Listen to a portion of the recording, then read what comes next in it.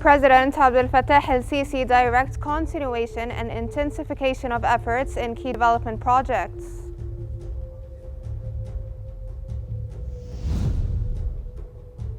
The UN Habitat honors the National Alliance for Civil and Developmental Work for its key role in managing volunteer organizers at the 12th edition of the World Urban Forum. Egypt is set to host a conference to mobilize humanitarian aid for the Gaza Strip with the participation from global parties, including all United Nations agencies.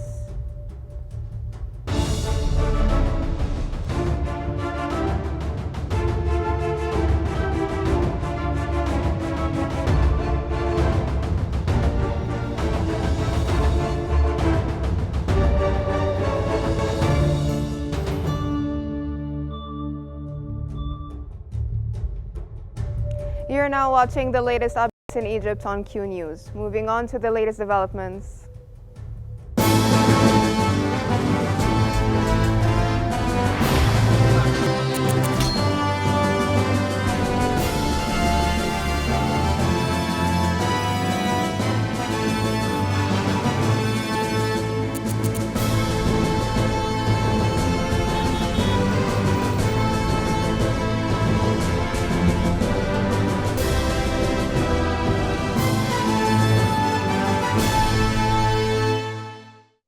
President Abdel Fattah El-Sisi has directed the continuation and intensification of efforts in key development projects.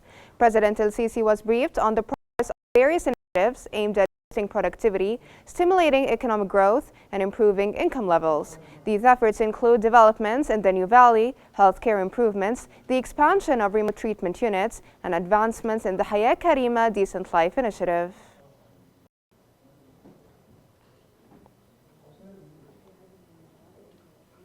President Abdel Fattah El-Sisi has met with Prime Minister Mustafa Madbouli and Minister of Civil Aviation Sameh Al-Hifni.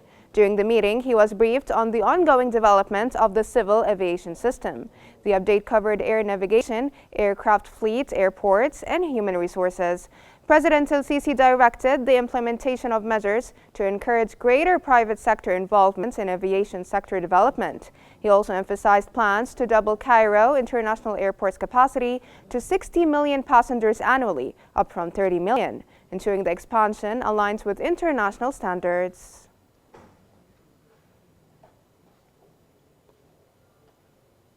The United Nations Human Settlements Program, UN Habitat, has honored the National Alliance for Civil and Developmental Work for its key role in managing volunteer organizers at the 12th edition of the World Urban Forum. UN Habitat Executive Director praised the National Alliance for its coordination of volunteers, emphasizing their vital contributions in providing logistical, administrative, and humanitarian support, which helped ensure the event's success. The WF12, held over 5 days, attracted thousands of participants, including government representatives, business leaders, urban planners, and members of civil society.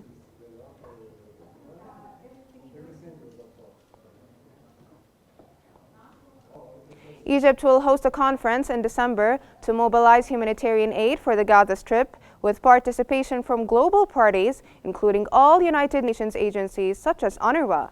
Assistant Minister of Foreign Affairs for Multilateral Affairs and International Security, Amr Al-Juwaili, made the announcement during the Spotlight on Crises Gaza session at the 12th World Urban Forum.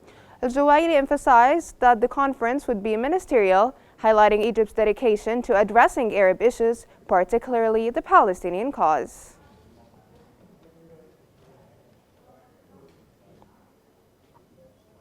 The Ministry of Foreign Affairs has welcomed the adoption of Egypt's annual resolution by the United Nations General Assembly's First Committee. The resolution, passed with overwhelming support, calls for the creation of a nuclear weapon-free zone in the Middle East and urges that all nuclear facilities in the region be subject to the safeguards of the International Atomic Energy Agency. The Egyptian Ministry of Foreign Affairs expressed its appreciation on X, highlighting the significance of this resolution in promoting regional security.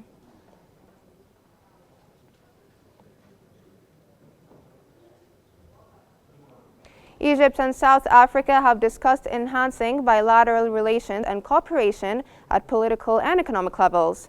Minister of Foreign Affairs Badr Abdulati and South Africa's Minister of International Relations Ronald Lamola also addressed issues of mutual interest in Africa. Both ministers praised the strong coordination between the two nations and expressed hopes to hold political consultations soon to tackle bilateral and regional matters.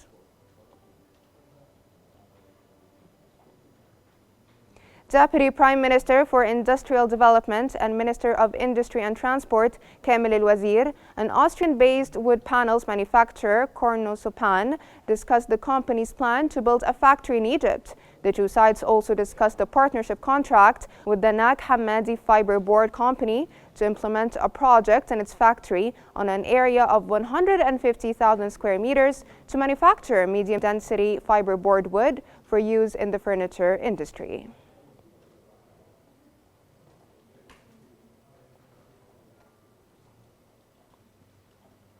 Deputy Prime Minister for Industrial Development and Minister of Industry and Transport Kamil El-Wazir has witnessed the signing of a memorandum of understanding between the holding company for maritime and land transport from Djibouti regarding cooperation between the two parties in the field of developing ports. In his speech during the signing ceremony, Minister El-Wazir highlighted that President Abdel Fattah El-Sisi had directed the provision of comprehensive support and cooperation with Djibouti across various projects. He stressed the readiness of Egyptian companies to implement giant infrastructure projects in Egypt in various fields.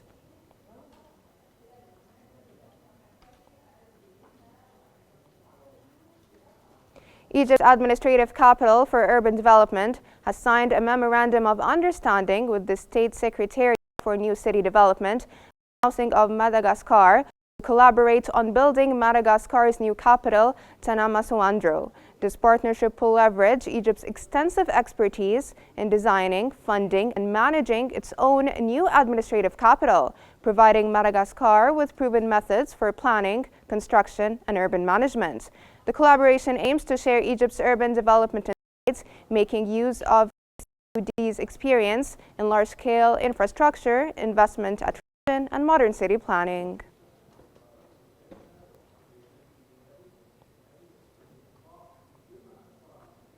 Ambassador Yasser Chaban, Assistant Minister of Foreign Affairs for Cultural Relations, has handed over 67 recovered Egyptian artifacts to a committee from the Ministry of Tourism and Antiquities. The artifacts returned from Germany through Egypt's embassy in Berlin span various Egyptian eras. Notable items include the foot and leg of a mummified body, 2 masks, 2 murals from the tomb of Vizier Bakan Ren-F in Saqqara, a royal bronze statue, and a group of small Shabti statues.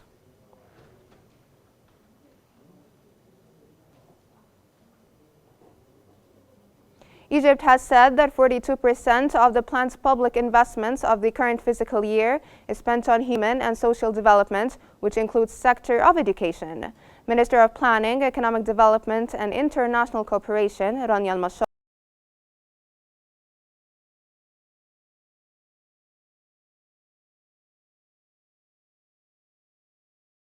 in the fiscal year of 2024 to 2025. Both sides reviewed the programs of the investment plan of the Ministry of Education and the access of the National Program for Structural Reforms to support the economic ability to achieve balanced and sustainable growth.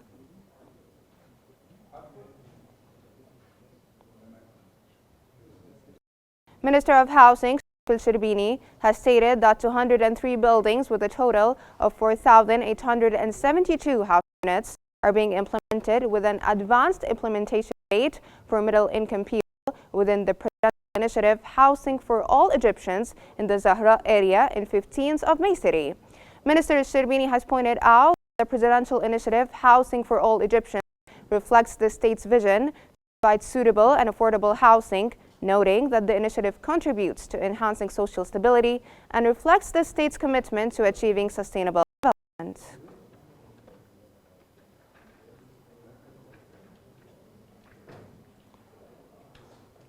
Minister of Environment Yasmin Fed has described the Green Sharm el-Sheikh project as a journey filled with challenges, as it aims to find a balance between economic growth and natural resource management. The ministry initially focused on building trust among various stakeholders and implementing preliminary actions. These includes changing the management approach for nature reserves, as well as imposing fees and reviewing licenses for marine activities to reduce environmental infringements.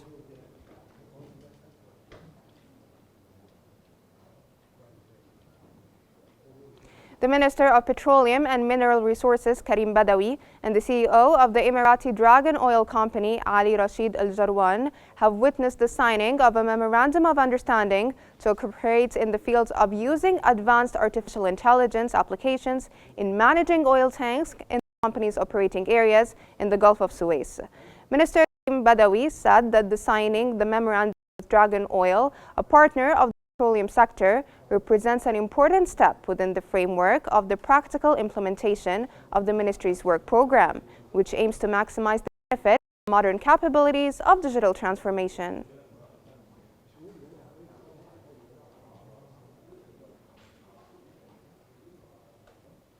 Chairman of the Export Council for Handicrafts, Hisham Al-Asawi, has confirmed that the council in its new session is developing an ambitious plan that aims to achieve a significant increase in exports to reach $650 million by 2027.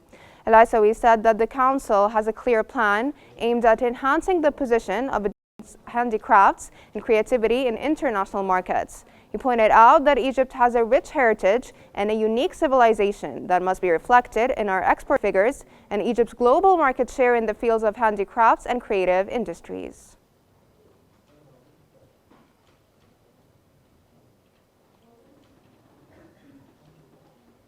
Egypt has won the African Rowing Championship title after topping the competitions before the end of the second day of the African Rowing Championship.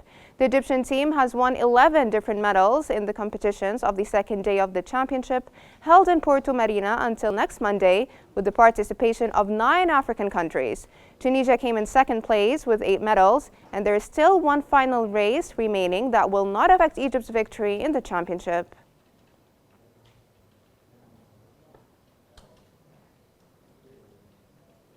Zamalek secured their second straight win of the Egyptian Premier League season, defeating Smoha 2-0 at Burj Al Arab Stadium. Nasser Mansi capitalized on an early goalkeeper error to open the scoring, while Mustafa Shalabi sealed the victory late on. Despite Smoha's determined attempts to equalize, Zamalek's defense, backed by stellar saves from Mohamed Awad, held firm. Zamalek now sits second in the league.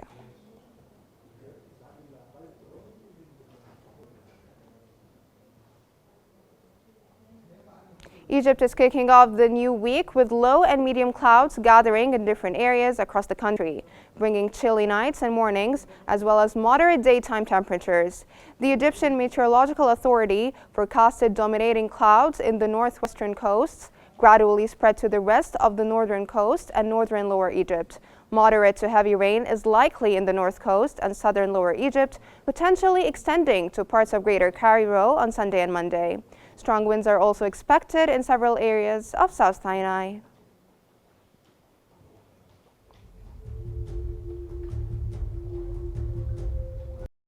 That brings us to the end of our news bulletin. Here's what we've been covering. President Abdel Fattah El-Sisi directs continuation and intensification of efforts in key development projects.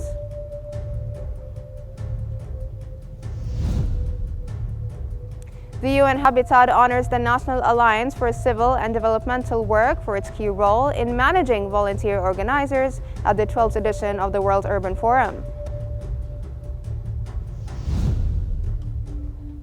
Egypt is set to host a conference to mobilize humanitarian aid for the Gaza Strip, with participation from global parties, including all United Nations agencies. That's all for now. Remember to stay updated by following Qnews for the latest developments. Thank you so much for watching.